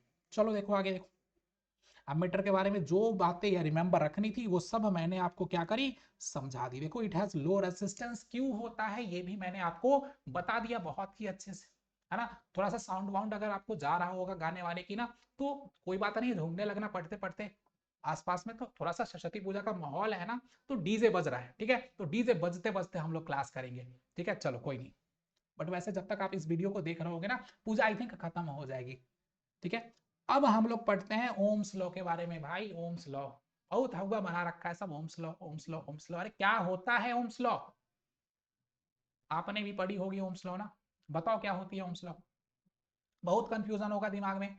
Ohm's law Ohm's law Ohm's law, तो सुनो ओम्स लॉ क्या होती है। एक बात में खत्म करो कि जितना ज्यादा धक्का लगाएंगे चार्ज उतनी तेजी से फ्लो होगा। एक ही बात है, जितना ज्यादा धक्का लगाएंगे चार्ज उतनी तेजी से फ्लो होगा, जितना जल्दी वो तुमको छोड़ के जाएगी उतना जल्दी तुम सही रास्ते पे आओगे, है ना। अरे पर्सनल नहीं होना है, चलो ठीक है, कोई नहीं, कमेंट वमेंट में कोई उल्टा सीधा मत लिख के जाना यार, सही तुमको थोड़ा सा बोरियत फील ना हो इसके लिए बोल देता हूँ, बट सही बात बोला ना, है ना। चलो, दिल पे नहीं लेने का। देखो ओम्स लॉ, ओम्स लॉ का मतलब जितना ज्यादा पोटेंशियल हम लगाएंगे, पोटेंशियल डिफरेंस जितना ज्यादा होगा, करंट उतना तेजी से फ्लो होगा, उतना ज्यादा अमाउंट में फ्लो होगा। पहले हम स्टेटमेंट को पढ़ लेते हैं। देखो Ohm's law states that क्या the current flowing through a conductor is directly proportional to the potential difference between its end provided all the physical conditions remains the same। बाकी सब फिजिकल कंडीशंस को same रखना है, ऐसा नहीं temperature बढ़ा दे रहे हो, ऐसा नहीं वायर के लेंथ को बढ़ा दे रहे हो, ये सब नहीं। सब कुछ अगर कांस्टेंट है तो जितना ज्यादा पोटेंशियल डिफरेंस होगा ना सर्किट से या कंडक्टिंग मटेरियल से, उतना ज्यादा क्या होना है, उतना ही ज्यादा करंट का फ्लो होना है। Flow of current in a conducting material is directly proportional to the potential difference. समझ में आया? I is equal to directly proportional to V। अब यहां समझो V is equal to I R कहां से आ गया? वे आर कहां से आ गया? यहाँ पे रेसिस्टेंस कहां से आ गया? उसका क्या काम? वही तो हमने पढ़ा, जो करंट होता है वो पोटेंशियल डिफरेंस के डायरेक्टली प्रोपोर्शनल होता है ना। तो समझो डायरेक्टली प्रोपोर्शनल का मतलब क्या होता है? डायरेक्टली प्रोपोर्शनल का मतलब ये होता है कि अगर एक के वैल्यू को बढ़ाओगे उसी रेशियो में दूसरा का वैल्यू भी बढ़ेगा, जिस रेशियो में एक के वैल्यू को डिक्रीज करोगे उसी रेशियो में दूसरा का वैल्यू भी क्या होना है गाइस? डिक्रीज होना है ना। ये बात समझ आई ना? तो देखो, अगर ये बात समझ आई तुमको तो देखो, अगर हम मान लेते हैं यहाँ पे 2 है, यहाँ पे 4 है, अगर इसके वैल्यू को हम 4 किए तो ये वैल्यू भी डबल हो जाएगा, 8 हो जाएगा। देखो डायरेक्टली प्रोपोर्शनल का मतलब यही हुआ, जिस रेशियो में ये इंक्रीज हो रहा है उसी रेशियो में ये भी इंक्रीज हो रहा है ना। अगर इसके रेशियो को हम देखो, इसके वैल्यू को अगर हम डबल करते हैं, इसका वैल्यू भी क्या हो जाता है? डबल हो जाता है। बट कोई तो एक ऐसा वैल्यू होगा जिसको हम क्या करें, इसमें मल्टीप्लाई कर दे तो दोनों का वैल्यू इक्वल हो जाए, क्योंकि डायरेक्टली प्रोपोर्शनल का साइन जब हटाते हैं तभी हम कांस्टेंट को लगाते हैं ना। तो देखो 2 अगर एक ऐसा वैल्यू सपोज कर लेते हैं, देखो 2 से इसमें भी मल्टीप्लाई कर देते हैं, 2 से इसमें भी मल्टीप्लाई कर देते हैं और 2 से इसमें भी मल्टीप्लाई कर देते हैं ना। बताओ ये कितना हो गया? 2 2 जा 4 हो गया ना, 4 2 जा 8 हो गया ना, और 8 2 जा 16 हो गया ना। मतलब क्या कि एक ऐसा वैल्यू होता है हमेशा जिसको डायरेक्टली प्रोपोर्शनल में से एक में मल्टीप्लाई करे तो क्या हो जाएगा? दोनों का वैल्यू इक्वल हो जाएगा। तो समझो बाई कोइंसिडेंटली यहाँ पे वो जो वैल्यू निकल के आया वो रेसिस्टेंस के इक्वल ही था। यहाँ पे जो वैल्यू निकल के आया वो रेसिस्टेंस के इक्वल था। जरूरी नहीं हमेशा हो भी सकता है, नहीं भी हो सकता है। क्यों? ग्रेविटेशनल कांस्टेंट का वैल्यू देख लो, किसके इक्वल होता है? अलग से आया ना, तो अलग से आया तो अलग से रिमेंबर रखेंगे हम लोग। बट यहाँ पे कोइंसिडेंटली वो जो वैल्यू आ जाता है डायरेक्टली प्रोपोर्शनल को हटाने के बाद, वो रेसिस्टेंस के इक्वल आ जाता है। तो इसीलिए हम क्या करते हैं यहाँ पे V इज इक्वल टू, देखो V is directly proportional to क्या था? I। तो V इज इक्वल टू क्या हो जाता है? Resistant into I। इसको हम क्या बोलते हैं? V is equal to IR बोलते हैं। समझ में आई बात? आई ना? हाँ बिल्कुल, वो भी आएगी, घबराओ नहीं, बात को समझो, सब आएगी। देखो here the constant R stand for resistance for a given conductor wire at given temperature। अभी हम लोग पढ़ेंगे कि रेसिस्टेंस जो होता है वो किस किस चीजों पर डिपेंड करता है, ठीक है। आगे देखो, अब पढ़ लेते हैं रेसिस्टेंस के बारे में। तो रेसिस्टेंस क्या था आपको समझ आया, है ना। अब रेसिस्टेंस एक ऐसी प्रॉपर्टी होती है जो क्या करती है? फ्लो ऑफ इलेक्ट्रॉन को अपोज करने का काम करती है। कैसे? तो समझो अगर यहाँ पे क्या है, एक वायर है, तो इस वायर में बताओ यहाँ पे एटम से मिलके बना है ना, और एटम से जब मिलके बना है तो तुम बताओ मेरे भाई, पॉजिटिव चार्ज भी होनी है इसके अंदर, निगेटिव चार्ज भी होनी है ना। ऐसा थोड़ी है इसके अंदर केवल इलेक्ट्रॉन इलेक्ट्रॉन ही भरा हुआ है, प्रोटॉन कहाँ चला गया फिर? प्रोटॉन भी तो है। तो जब क्या होगा, देखो यहां से इलेक्ट्रॉन फ्लो, इधर से हम एनर्जी लगाए ना, सेल से कनेक्ट कर दिए, तो यहां से एनर्जी लगाए तो ये इलेक्ट्रॉन को पुश करना तो स्टार्ट किया, और इलेक्ट्रॉन आउटर सेल में प्रेजेंट होता है, फ्री होता है, इसलिए इलेक्ट्रॉन मूव करने लगता है, प्रोटॉन मूव नहीं करता है। बट जैसे जैसे देखो यहाँ पे आएगा, यहाँ पे प्लस चार्ज, यहाँ पे प्लस चार्ज, ये सब तो चार्ज यहाँ पे है ना, तो ये सब क्या करेगा, इसको रोकेगा जाने से। बट इलेक्ट्रॉन पूरा धक्का मुक्की करके क्या होगा, उसके थ्रू पास कर जाएगा। तो उसके थ्रू पास करेगा तो जितनी ज्यादा कठिनाइयां होगी, जितनी ज्यादा प्रॉब्लम्स होगी किसी इलेक्ट्रॉन को उस कंडक्टिंग मटेरियल से पास करने में, फ्लो करने में, उसका रेसिस्टेंस उतना ज्यादा होगा। और जो जितना आसानी से, जितना इजीली क्या करेगी, इलेक्ट्रॉन को खुद से फ्लो करने देगी, उस कंडक्टिंग मटेरियल का रेसिस्टेंस उतना कम होगा गाइस। ये बात समझ में आ रही है? आ रही है तो कमेंट में एक बार थम्स अप करके जाना। ठीक है, देखो क्या होती है, अगर रेसिस्टेंस की बात करें तो रेसिस्टेंस एक ऐसा नेचर है जो flow of electron in a conducting material, या किसी भी मटेरियल, किसी भी मटेरियल, इंसुलेटर मटेरियल हो, इंसुलेटर मटेरियल का रेसिस्टेंस तो और ज्यादा हाई होता है, इतना ज्यादा हाई होता है वो करंट को फ्लो करने ही नहीं देता है, मतलब इलेक्ट्रॉन को जाने ही नहीं देता है, धक्का मुक्की करके उसको वहीं पे रोक के रखता है, मत जाओ भाई, मत जाओ उधर, जाओगे वापस नहीं आओगे। ये कौन बोलता है? इंसुलेटर बोलता है ना। उसका रेसिस्टेंस बहुत ज्यादा हाई हो जाता है, बहुत ज्यादा हाई हो जाता है, बट कंडक्टिंग मटेरियल का रेसिस्टेंस कम होता है, जिसके वजह से उसमें इलेक्ट्रॉन फ्लो कर जाती है, और इलेक्ट्रॉन फ्लो कर जाती है इसीलिए उसमें इलेक्ट्रिसिटी को फ्लो कराते हैं। और जितनी भी क्या होती है कंडक्टिंग मटेरियल्स होती है, नॉर्मली वो मेटल्स की बनी होती है, क्योंकि मेटल्स के अंदर फ्री इलेक्ट्रॉन्स बहुत सारे होते हैं, ये आपने पढ़ रखा है।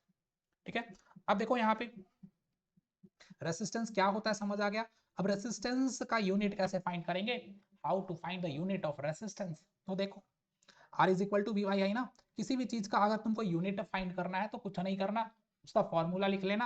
अब देखो वोल्टेज, पोटेंशियल डिफरेंस ना, किस में मेजर करते हैं इसको, वोल्ट में ना, और करंट को एम्पियर में, तो वोल्ट पर एम्पियर को ही क्या बोलते हैं हम, ओम बोलते हैं। क्या? ओम बोलते हैं, हाँ भाई, ओम नमः शिवाय वाला ओम है। याद रखना, वोल्ट पर एम्पियर को ही क्या बोलते हैं हम, ओम बोलते हैं। ये एसआई यूनिट ऑफ क्या है, रेसिस्टेंस है। आगे समझते हैं, देखो अब ये बताओ, हर जगह तुमको क्या आएगा, जितने भी फॉर्मूले पढ़ोगे ना उसमें एक स्टेटमेंट आएगा कि 1 वोल्ट को डिफाइन करो, 1 वोल्ट को, 1 ओम को डिफाइन करो, है ना। 1 क्वांटिटी को डिफाइन कैसे करेंगे देखो, तो यहां देख लो, यहां पे अगर हमको क्या बोला जाए 1 ओम को डिफाइन करने के लिए, देखो 1 वोल्ट, तो यहाँ पे क्या करेंगे, यहाँ पे अगर हम वोल्ट का वैल्यू भी 1 रख देंगे, एम्पियर का वैल्यू भी 1 रख देंगे, सॉल्व करके क्या आना है, रेसिस्टेंस 1 ओम ही आना है ना, हो गया डिफाइन 1 ओम का। पढ़ लो इसको, लिखा हुआ इसी को क्या करके, स्टेटमेंट के फॉर्म में। देखो जो वैल्यू आएगी ना, उस वैल्यू में तुमको ये देखना है कि कैसे उस वैल्यू का ओवरऑल वैल्यू क्या आ जाना है, 1 आ जाना है, हो गया डिफाइन 1। आगे इसको और समझेंगे अलग अलग फॉर्मूले में अप्लाई करके। देखो अब तुमको ये पढ़ना है कि factors on which resistance depend, कौन कौन सा ऐसा फैक्टर है जिसपे हमारा रेसिस्टेंस क्या होता है, डिपेंडेंट होता है, यानी उसके इंक्रीज या डिक्रीज करने से हमारा रेसिस्टेंस भी क्या हो जाएगा, या तो इंक्रीज हो जाएगा या तो डिक्रीज हो जाएगा ना। चलो इसको भी पढ़ ही लेते हैं, है ना। देखो the resistance of a conductor is directly proportional to the length of the wire. अगर एक वायर इतना लंबा है ना, इतना लंबा है एक वायर, तो इसके अंदर जो रेसिस्टेंस होगा, अगर इसी वायर को हम क्या करें, ज्यादा लंबा कर दे, तो रेसिस्टेंस लेंथ ऑफ कंडक्टर के डायरेक्टली प्रोपोर्शनल होता है। इसका मतलब लेंथ को बढ़ाएंगे तो रेसिस्टेंस भी क्या हो जाना है, बढ़ जाना है ना। दूसरा देखो, inversely proportional to the area of the cross section wire. अब क्रॉस सेक्शन एरिया क्या होता है, ध्यान से देखो, तो यही अगर एक वायर है तो वायर का एंड पॉइंट कैसा होता है, देखो अंदर से वायर एक सिलेंड्रिकल शेप का है ना, और इसका एक जो पार्ट होगा वो कैसा होगा, ये एक सर्कल के जैसा होगा ना। तो जितना ज्यादा सर्कल का रेडियस होगा, जितना ज्यादा सर्कल, जितना बड़ा सर्कल होगा, उतना ज्यादा उसका क्या होगा, एरिया ऑफ क्रॉस सेक्शन होगा ना। अलग अलग पार्ट में अगर इसको हम कट कर ले तो क्या हो जाएगा, जो एरिया निकल के आएगा सर्कल का, वही क्रॉस सेक्शन एरिया होता है ना। तो देखो inversely proportional to the area of cross section होता है। इसका मतलब अगर क्रॉस सेक्शन एरिया को हम क्या करेंगे, इंक्रीज करेंगे, क्या होना है, तो होना यही है कि रेसिस्टेंस का वैल्यू कम हो जाना है। क्यों? क्योंकि देखो अगर इसको हम मोटा कर दे, तो मोटा कर दे तो इलेक्ट्रॉन को फ्लो होने के लिए स्पेस ज्यादा मिलेगा, और ज्यादा स्पेस मिलेगा इजिली करंट फ्लो होगा, और जब इजिली करंट फ्लो होगा तो क्या हो जाएगा, उसका रेसिस्टेंस कम हो जाएगा ना। अंडरस्टूड है ना, बिल्कुल। अब देखो dependent on the material of the conductor, अब हम कौन सा मटेरियल यूज कर रहे हैं इस पे भी डिपेंडेंट होता है ना, किसकी रेसिस्टिविटी कितनी है। अभी समझेंगे रेसिस्टिविटी क्या होती है, मतलब उसका नेचर कैसा है, कंडक्टर है, इंसुलेटर है, सेमीकंडक्टर है ना, कैसा मटेरियल यूज कर रहे हैं उस पर भी डिपेंडेंट होता है, और साथ में directly proportional to the temperature of the material. ये वाली बातें पढ़नी नहीं थी, बट समझ लो कि अगर टेम्परेचर को इंक्रीज करेंगे तो भी क्या होगा, हमारा रेसिस्टेंस बढ़ेगा। क्यों बढ़ेगा इसको समझ लो थोड़ा ध्यान से, कि अगर हम एक वायर में क्या कर रहे हैं, टेम्परेचर को इंक्रीज कर रहे हैं। और किसी भी ऑब्जेक्ट को जब हीट करते हैं तो हीट करेंगे तो क्या होगा गाइज, जब हम उसको हीट करेंगे तो होगा ये कि उसके जो पार्टिकल्स होंगे वो मूव करने लगेंगे ना। पहले सब स्टेबल थे, अब मूव करने लगे। और बताओ मूव करते हुए पार्टिकल्स के ऑब्जेक्ट के बीच से इलेक्ट्रॉन को फ्लो करना और ज्यादा क्या हो जाएगा, टफ हो जाएगा ना। तो याद रखना क्या, टेम्परेचर को इंक्रीज करने से रेसिस्टेंस का वैल्यू इंक्रीज हो जाता है ना। अंडरस्टूड है, आगे चलते हैं। अब देखो यहां से हम लोग फाइंड करेंगे रेसिस्टिविटी। What is resistivity? बहुत टेंशन है सर, बहुत टेंशन है। अरे सब टेंशन दूर हो जाएगा, पढ़ ले पे, पढ़ ले पहले, बाकी सब टेंशन दूर हो जाएगी, है ना। और नहीं पढ़ोगे तो और टेंशन कुछ ऐड ऑन ही हो जाएगी, सोच लो। तो देखो यहाँ पे जो रेसिस्टेंस था वो डायरेक्टली प्रोपोर्शनल था किसके, इलेक्ट्रिक करंट के ना। रेसिस्टेंस इनवर्सली प्रोपोर्शनल था किसके, एरिया ऑफ क्रॉस सेक्शन के। और रेसिस्टेंस जो था, अब देखो इसी को हम मिक्स कर दे, देखो क्या, अगर इसी को हम मिक्स कर दे तो रेसिस्टेंस, दोनों इक्वेशन को मिला ले तो डायरेक्टली प्रोपोर्शनल टू क्या हो जाएगा, लेंथ, और यहाँ पे area, inversely proportional to area ना। अब देखो यहां से हम क्या करेंगे, इस डायरेक्टली प्रोपोर्शनल के साइन को रिमूव करेंगे तो क्या होगा, एक कांस्टेंट आएगा। अभी समझाया कांस्टेंट क्या होता है, तो वो कांस्टेंट क्या आ जाएगा, यहाँ पे आ जाएगा रो एल बाई ए। तो याद रखना रेसिस्टेंस का एक फॉर्मूला ये भी होता है क्या, रो एल बाई ए। और यहाँ पे ये रो क्या है, यही रो हमारा रेसिस्टिविटी है, जो बताता है कि कौन से मटेरियल की रेसिस्टेंस कितनी है ना, कौन से मटेरियल की रेसिस्टेंस कितनी है, ये कौन बताता है, ये बताता है रेसिस्टिविटी ना। अंडरस्टूड है, सब कुछ समझ आ रहा है, सब कुछ ठीक ठाक है। बोलो ब्रेक ब्रेक चाहिए, ब्रेक चाहिए तो पॉज करो यार, जाके देखो जो कर रहा है करो, फिर वापस आके देखो। बट ध्यान रखना यही टाइम डिसाइड करेगा कि 20 दिन बाद क्या होना है। अगर अभी पढ़ लेते हो तो एग्जाम में दिक्कत नहीं होना है। मत पढ़ो, यहां से नहीं समझ आ रहा है मत पढ़ो, जहां से समझ आ रहा है वहां से पढ़ो, बुक से पढ़ना है पढ़ो, बट पढ़ो यार पढ़ो। ठीक है, तो देखो आगे समझ लेते हैं। बोर बोर फील हो तो याद रखना स्टाइलस और खोपड़ी, हाँ भूलना मत। तो देखो अब यहां से ये जो रो निकल के आया ना, इससे हम अभी फाइंड करेंगे इसका क्या, इसका यूनिट भी फाइंड करेंगे क्या होता है, और पूछा जाता है बहुत बार, देख लो। तो here rho is a constant of proportionality called resistivity of the material of the conductor. Rho क्या है, तो रो ये है, वो एक प्रोस्पैड, सॉरी, अरे छोड़, जो भी समझ लेना अपने तरीके से, ठीक है, एक बार बोला ना, ठीक है। देखो here the rho is the constant of prosperity, छोड़ यार जो भी है, नहीं बोलने आता, जो मानना है मान ले, है ना। चल ठीक है, अरे अभी नहीं बोला जा रहा। देखो its SI unit is ohm metre. अब ओम मीटर आया कैसे, देखो ओम मीटर आया कैसे ये बताओ। देखो रेसिस्टेंस इज इक्वल टू क्या था, रो एल बाई ए था ना। तो अगर हम रो निकालेंगे, बताओ रो निकालेंगे तो क्या आ जाना है, ये बताओ, रेसिस्टेंस यहां से एम्पियर और एल इधर आ जाना है ना। अब ये बताओ रेसिस्टेंस का यूनिट क्या होता है, बोलो बोलो, रेसिस्टेंस का यूनिट क्या होता है, तो रेसिस्टेंस का यूनिट होता है ओम। एरिया का यूनिट क्या होता है, एरिया का यूनिट होता है मीटर स्क्वायर। और लेंथ का यूनिट क्या होता है, ये होता है मीटर। तो 1 मीटर से 1 मीटर को करो कट, तो यहाँ पे बचा क्या, ओम मीटर। याद कर लो, दिमाग में बैठा लो, नहीं समझ आता लिख लो यहाँ पे, यूनिट ऑफ रेसिस्टिविटी क्या होता है, ओम मीटर होता है। समझ में आई बात, चलो देखो इसको अभी पढ़ने की जरूरत नहीं है। अब आता है बाबू ये कि जो रेसिस्टेंस होता है वो टोटल कितना होता है। मतलब अगर एक सर्किट में हम क्या करेंगे, एक सर्किट में हम रेसिस्टेंस को ऐड करेंगे, वो ऐड दो तरीके से कर सकते हैं ना। एक तो हम क्या कर सकते हैं, उसको सीरीज कॉम्बिनेशन में ऐड कर सकते हैं, और एक हम क्या कर सकते हैं, उसको पैरेलल कॉम्बिनेशन में ऐड कर सकते हैं। तो किस कॉम्बिनेशन में हम टोटल रेसिस्टेंस यानी इक्विवेलेंट रेसिस्टेंस कैसे फाइंड करेंगे, उसको समझते हैं। तो देखो हालांकि इसके लिए हम एक और लेक्चर लेके आएंगे, डेडिकेटेड लेक्चर, बट यहाँ पे समझ लो सारे न्यूमेरिकल्स चुटकियों में खत्म हो गए, ऐसे चुटकियों में। बट इसके बाद वाला लेक्चर ध्यान से देख लेना, ठीक है। तो देखो याद रखना resistance in series is equal to, जितने भी रेसिस्टेंस होंगे सबको क्या करो, प्लस कर दो, बात खत्म।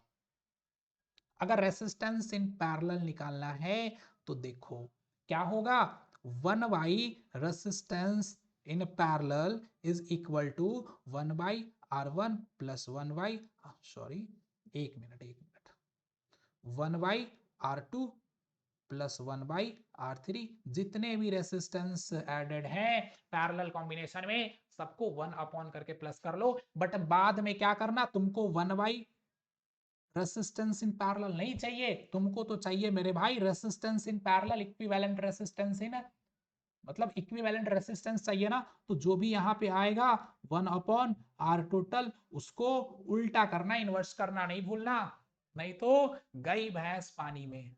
सब कुछ करके ले आए, जब आंसर लिखने की बात थी ले हो गई गलती। और गलती हो गई तो क्या, सबसे पहले आंसर में यही मिलेगा तुमको। एग्जामिनर भी इतना चालाक तो है ना, उसको पता है तुम कहाँ गलती करोगे, उसको सब पता है कि तुम कहाँ गलती करोगे, और सबसे पहले ऑप्शन में वही देगा। और 70% बच्चे मारेंगे भी वही धराधर। ले आज तो मैंने पूरे के पूरे ऑब्जेक्टिव्स को उड़ा दिया, पूरे के पूरे न्यूमेरिकल्स को उड़ा दिया, वो तो बाद में पता चलेगा मेरे भाई तुमने उड़ाया कि तुम खुद उड़ गए, है ना। तो देखो, जब कभी भी रेसिस्टेंस इन पैरेलल तुम फाइंड करना तो याद रखना जो फाइनल वैल्यू आएगा उसका इनवर्स करके ही आंसर देना, ठीक है। अरे इतने समझदार तो तुम लोग हो, है ना। चलो, इसमें न्यूमेरिकल्स भी करने हैं क्या, चलो देखो एक दो करवा देते हैं। वैसे देखो क्या, यहां से अगर एक रेसिस्टेंस आया, देखो फिर से बना लेते हैं। देखो यहाँ पे एक बैटरी लगा दिया, ठीक है। अब इस बैटरी से क्या किया, हम 3 रेसिस्टेंस को जोड़ दिए। अब तुम बताओ मेरे भाई कि यहां से अगर ये 2 ओम है, ये 4 ओम है, और ये क्या है, अगर 6 ओम है, तो टोटल रेसिस्टेंस क्या हो जाना है। तो देखो रेसिस्टेंस क्या है, पैरेलल में नहीं है, क्या है, सीरीज में। और सीरीज में हम टोटल रेसिस्टेंस फाइंड करने के लिए क्या करते हैं, R total is equal to R1 plus R2 plus R2 R3 कर लेंगे। तू भी बोलो क्या मास्टर ये क्या पढ़ा रखे हो, साल भर तो यही पढ़ पढ़ के यहाँ तक पहुंचा हूं। तो ठीक है यार, नहीं पढ़ाता, बट इसके बाद वाले लेक्चर में जो डिफिकल्ट क्वेश्चंस बनेंगे ना उसको जरूर करवाएंगे, और वो करके ही जाना, क्योंकि एग्जामिनर तुमसे इतना हलवा सवाल भी नहीं पूछने वाला है ना। उसको सब पता है तुम क्या क्या किए हो साल भर और कहाँ गलती करने वाले हो, तो उसको सब पता है। इतना इजी सवाल तो वो भी नहीं दे रहा है ना। तो आगे वाले लेक्चर में क्या करेंगे, सारे फॉर्मूले को एक साथ और सारे न्यूमेरिकल को एक साथ कंप्लीट करेंगे। उसको बिना देखे तो जाना ही मत, भंडारा खा के ही जाना, ठीक है। चलो, ये बात याद रखना कि रेसिस्टेंस जो होता है जब पैरेलल कॉम्बिनेशन में हो ना, तो पैरेलल कॉम्बिनेशन में देखो, यहाँ पे अगर सीरीज कॉम्बिनेशन में तुमसे पूछा जाए तो सीरीज कॉम्बिनेशन में करंट जो होता है वो डिवाइड हो जाता है। डिवाइड हो जाता है मतलब यहाँ से अगर I1 करंट फ्लो हो रहा है, यहाँ से अगर I2 करंट, और यहाँ से I3, तो यहाँ देखो जो टोटल करंट होगा ना इस वायर में वो डिवाइड हो जाएगा, अलग अलग क्या हो जाएगा, डिवाइड हो जाना है। बट वोल्टेज सब जगह क्या होना है, सेम ही होना है। सीरीज कॉम्बिनेशन में क्या होता है गाइस, गलत बोल दिया ना, हाँ, अगर पढ़े हो तो याद रहेगी क्या। देखो याद रहेगी कि सीरीज कॉम्बिनेशन में क्या होता है, अब बताओ क्या होता है। सीरीज कॉम्बिनेशन में वोल्टेज डिवाइड होता है, क्या, सीरीज कॉम्बिनेशन में वोल्टेज डिवाइड होता है, ना कि करंट डिवाइड होता है, ठीक है। करंट तो सबसे सेम ही फ्लो होना है, क्योंकि करंट को जाने का यार एक ही तो रास्ता है, तो बाकी का करंट कहाँ जाएगा, एक ही रास्ता है ना। ये याद रख लेना, जब करंट को फ्लो करने के लिए अलग अलग रास्ते होंगे तो वो डिवाइड हो जाएगा, और जहां करंट डिवाइड होगा वहां पे वोल्टेज सेम रहेगा। बस इतना से तुम्हारा काम हो जाना है। तो देखो यहाँ पे करंट को जाने के लिए एक ही रास्ता है, तो करंट तो डिवाइड होना नहीं है, यहाँ भी आई, यहाँ भी आई, यहाँ भी आई, बट इन तीनों रेसिस्टेंस के पास जो पोटेंशियल डिफरेंस होगा, जो वोल्टेज होगा, वो डिवाइड हो जाएगा, यानी तीनों से अलग अलग पोटेंशियल डिफरेंस V क्या होगा, जनरेट होगा। समझ आई, ठीक है। अब देखो अगर पैरेलल कॉम्बिनेशन है, तो अगर पैरेलल कॉम्बिनेशन है तो क्या होगा वहां पे बताओ। देखो ये पैरेलल कॉम्बिनेशन हो गया ना, देखो यहां से क्या कर रहे हैं, यहां से देखो, यहां से क्या कर रहे हैं, हम क्या कर रहे हैं यहां से, ठीक है। ओ सॉरी गाइस, अलग लिख लेते हैं तो आपको दिख नहीं रहा होगा ना, सॉरी सॉरी सॉरी। हाँ चलो यहाँ लिख लेते हैं, ठीक है, इधर बना लेते हैं। देखो यहाँ पे अगर पैरेलल कॉम्बिनेशन में हम क्या कर रहे हैं, 2-3 रेसिस्टेंस को लगा ले रहे हैं। देखो अगर ये सर्किट बनाना, सेल ऐड करे या बैटरी, देखो ग्रुप ऑफ सेल है मतलब बैटरी, है ना, बैटरी तो तुमको समझ आता ही होगा, है ना। चलो कोई नहीं। तो देखो अगर यहाँ से क्या हो रहा है, देखो अगर यहाँ से आई करंट फ्लो हो रहा है, तो ये बताओ जब करंट यहाँ पे पहुंचेगा तो करंट को फ्लो करने के लिए यहाँ तीन तीन रास्ता, देखो करंट को फ्लो करने के लिए तीन तीन रास्ता, एक बार करंट इधर से भी जा सकता है, इधर से भी जा सकता है और इधर से भी जा सकता है ना। तो जहां पे करंट को फ्लो करने के लिए रास्ते अलग हो गए, हाँ वैसे ही जैसे तुम्हारे और रास्ते क्या हो गए थे, अभी तक अलग हो गए थे, चले तो साथ थे, वो कहीं और निकल गई, तुम कहीं और चले आए, कोई बात नहीं, होता है, फिजिक्स को रिलेट करो यार, सब कुछ याद रहने वाला है। देखो तो जैसे ही तुम्हारे और उसके रास्ते अलग हो गए थे, वैसे ही यहां से अगर करंट फ्लो होके आ रहा है, जैसे ही उसको अलग अलग रास्ता मिलेगा, ऑप्शन मिलेगा, तो रास्ते डिवाइड तो होंगे ही ना। तो देखो यहां से एक कुछ करंट इधर जाएगा, कुछ करंट इधर जाएगा और कुछ करंट इधर जाएगा ना। तो यहाँ पे बताओ क्या हो गया, करंट डिवाइड हो गया ना, यहाँ पे I1, यहाँ पे I2, यहाँ पे I3। तो जहां करंट डिवाइड होगा वहां पे वोल्टेज क्या रहना है, सेम रहना है, तो यहाँ वोल्टेज सेम रहना है ना। याद रखना सीरीज कॉम्बिनेशन में करंट सेम होता है, वोल्टेज डिवाइड होता है, पैरेलल कॉम्बिनेशन में करंट डिवाइड होता है, वोल्टेज सेम रहता है। अब इससे भी नहीं समझ आया तो मत समझो यार, मत समझो, छोड़ो। चलो आगे देखो, आगे हम लोग समझते हैं इलेक्ट्रिकल एनर्जी क्या होती है। What is electrical energy? देखो electrical energy is the work done to maintain the flow of current in a conductor. एक कंडक्टर में अगर करंट के फ्लो को मेंटेन करना है तो क्या करना पड़ेगा, बोलो क्या करना पड़ेगा, लगातार एनर्जी प्रोवाइड करते रहनी पड़ेगी। और वो एनर्जी कौन प्रोवाइड करता है, वो एनर्जी प्रोवाइड करता है हमारा सेल या बैटरी। देखो पहले ही बताया था मैंने क्या, कि जो सेल या बैटरी होती है, जो सेल या बैटरी होती है वो क्या करती है, वो इलेक्ट्रॉन नहीं निकालती है खुद के अंदर से। इलेक्ट्रॉन तो यार कंडक्टिंग मटेरियल के अंदर पहले से ही होता है। वो क्या करती है, एक एनर्जी प्रोवाइड करती है जिससे वो सारे इलेक्ट्रॉन्स क्या हो जाते हैं, एक डायरेक्शन में फ्लो होने लगते हैं ना। तो अगर लगातार फ्लो कराना है करंट को, अगर लगातार फ्लो कराना है करंट को, तो लगातार उसको एनर्जी देती रहनी पड़ेगी ना। इसी को हम क्या बोलेंगे, इलेक्ट्रिकल एनर्जी। ठीक है, चलो, है ना। बहाना वहाना नहीं बनाना, क्या सर वाईफाई नहीं चल रहा है, नेट स्लो चल रहा है, ये वो दिस दैट, कुछ भी नहीं। ठीक है, चलो कुछ बोलने वाले थे, नहीं बोलेंगे। देखो SI unit of electric energy is joule. अब इलेक्ट्रिक एनर्जी को किस में मेजर करते हैं, बताओ, इलेक्ट्रिक एनर्जी को मेजर करते हैं जूल में। तो W इज इक्वल टू क्या हो जाएगा, यहां से एक फॉर्मूला निकल के आता है क्या, W is equal to I square RT। छोड़ते हैं इसको, कल वाले लेक्चर में अच्छे से इलेबरेट करके डिस्कस करेंगे, एक ही बार में तुम्हारी खोपड़ी के अंदर बिठा देने वाला हूं। कोई एक ऐसा फॉर्मूला नहीं होगा जिसको अलग से रटने की जरूरत पड़नी है। ठीक है, बोर हो गए हो पढ़ते पढ़ते, कोई नहीं, एक दो कंसेप्ट और बचा है, डिस्कस करते हैं और खत्म करते इस लेक्चर को। अगले लेक्चर में फॉर्मूले प्लस सारे के सारे न्यूमेरिकल्स, वो भी एक इंटरेस्टिंग वे में। ठीक है, तो चलो कल के भंडारे में आना, भूलना मत, भूलना जाइयो। चलो देखो इलेक्ट्रिक पावर क्या होता है, व्हाट इज इलेक्ट्रिक पावर। देखो electric power is the rate at which electric current is used. Electric current जो यूज हो रहा है ना, उस कितने टाइम में हो रहा है, मतलब कितना काम हो रहा है और कितने टाइम में हो रहा है, उसी के रेशियो को क्या बोलेंगे हम, इलेक्ट्रिक, सॉरी, उसी को क्या बोलेंगे हम, इलेक्ट्रिक पावर बोलेंगे ना। देखो W इज इक्वल टू क्या था, आई स्क्वायर RT आया था ना, तो पावर इज इक्वल टू क्या आ जाएगा, आई स्क्वायर RT अपॉन टी। जब तक अपॉन में टी नहीं आया तब तक वो एनर्जी है, जैसे ही अपॉन में टाइम आ गया वो क्या हो जाएगा, पावर हो जाएगा। यहाँ से पावर का फॉर्मूला कल हम लोग डिराइव करेंगे फिर से, क्या VI कैसे होता है, सारे फॉर्मूले को एक बार डिराइव करेंगे। ठीक है, ये याद रखो SI यूनिट का पावर क्या होता है, वॉट होता है। SI यूनिट का पावर क्या होता है गाइस, वॉट होता है। और कल हम लोग सीखेंगे 1 वॉट को कैसे डिफाइन करते हैं, पूछा जाएगा या तो 1 वोल्ट, 1 ओम या 1 वॉट को डिफाइन करने में से एक तो आना ही है। तो तुमको भी आना है कल के लेक्चर में। चलो ठीक है, लिखा हुआ है यहाँ पे, बट फॉर्मूले जब समझेंगे वहां पे बहुत ही अच्छे से हम लोग समझने वाले हैं। अब लास्ट टॉपिक हमारा बचता है क्या, लास्ट टॉपिक हमारा बचता है कॉमर्शियल यूनिट ऑफ एनर्जी। कि कॉमर्शियल यूनिट ऑफ एनर्जी क्या होता है, तो देखो कॉमर्शियल यूनिट ऑफ एनर्जी क्या हो जाता है, किलोवाट आवर हो जाता है। से तो नॉर्मली एनर्जी क्या होता है, जूल में मेजर करते हैं ना, बट जूल बहुत कम वैल्यू होती है, और बड़े बड़े मशीन्स के थ्रू जहां पे एनर्जी का यूज बहुत ही ज्यादा अमाउंट में हो रहा है, वहां पे जूल में मेजर करेंगे, पता चला कि किसी के घर के बिजली का बिल करोड़ में आ रहा है। ऐसा नहीं गाइस, पैसा तो उतना ही रहना है, मीटर का जो रीडिंग है वो करोड़ में आ रहा है, मिलियंस में आ रहा है, 10 मिलियंस में आ रहा है, तो थोड़ा सा अजीब नहीं लगेगा।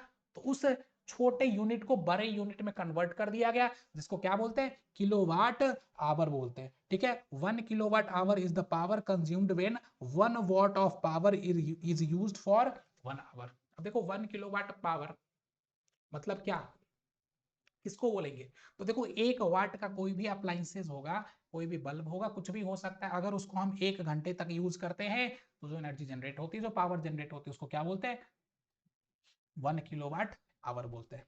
देखो ये रिलेशनशिप है, 1 kilowatt hour is equal to 1 kilowatt into 1 hour. ठीक है, अब इसी को कन्वर्ट कर सकते हो, इस किलोवाट आवर को 1000 वाट लिख दो, 1000 वाट, 1 आवर को 3600 सेकंड लिख दो, जिसमें मन करे उसमें क्या करो, कन्वर्ट कर लो, बट ये सारी वैल्यूज तुम्हें क्या होनी चाहिए, रिमेंबर होनी चाहिए, तभी तुम क्या कर पाओगे, एग्जाम के खोपड़ी में छेद कर पाओगे, नहीं तो सोच ही लो। देखो अब पढ़ना है heating effect of electric current, क्या होती है। देखो 3 इफेक्ट होती है इलेक्ट्रिक करंट की, बेसिकली क्या होती है, 3 इफेक्ट होती है। एक होती है magnetic effect of electric current, एक होती है chemical effect of electric current, और एक होती है heating effect of electric current. इसके बाद वाला जो चैप्टर है उसमें हमें पढ़ना है इसी का एक इफेक्ट, क्या, magnetic effect of electric current, chemical effect of electric current. हमें इस चैप्टर में नहीं डिस्कस करना है, इस चैप्टर में हमें डिस्कस करना है क्या, heating effect of electric current. ठीक है, तो चलो समझते हैं heating effect of electric current क्या होता है।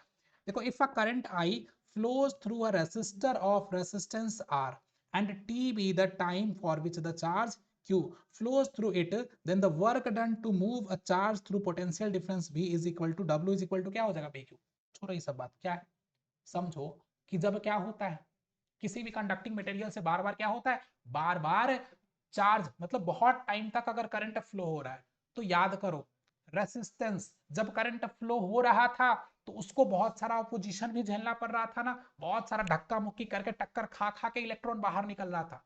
तो अगर टक्कर खा के निकल रहा था तो वहां पे जैसे ही फ्रिक्शन हो रहा था, हीट भी जनरेट हो रही थी ना, और लगातार जितना ज्यादा करंट को फ्लो कराओगे उतने ज्यादा हीट, अमाउंट ऑफ हीट क्या होगी, जनरेट होगी ना। मतलब किसी भी कंडक्टिंग मटेरियल से अगर लॉन्ग लॉन्ग टर्म के लिए हम क्या करते हैं, करंट को फ्लो कराते हैं, तो वो कंडक्टिंग मटेरियल हीट हो जाती है, क्योंकि कुछ एनर्जी हीट के फॉर्म में तो कन्वर्ट हो ही जा रही थी। इसी को हम क्या बोलते हैं, heating effect of electric current बोलते हैं। समझ आया ना अपना वाला लैंग्वेज, चलो ठीक है। अब heating effect of electric current का जो फॉर्मूला होता है क्या होता है, H is equal to I square R T होता है, H is equal to I square R T. कल वाले भंडारे में आना मत भूलना, सारे फॉर्मूले को डिराइव करूंगा और याद भी करवाऊंगा तुरंत के तुरंत। ठीक है, चलो तो गाइज ये था हमारा आज का पूरा लेक्चर। इसमें कुछ और बात आप याद रखो, क्या, कि जो हमारे घर के अप्लायंसेज होते हैं वो किस में कनेक्ट किए जाते हैं, जो डोमेस्टिक अप्लायंसेज होते हैं वो किस में कनेक्ट किए जाते हैं, आप बताओ किस में किए जाते हैं, तो वो किए जाते हैं गाइस पैरेलल में, किस में, पैरेलल में, ना कि सीरीज में। क्यों बताओ,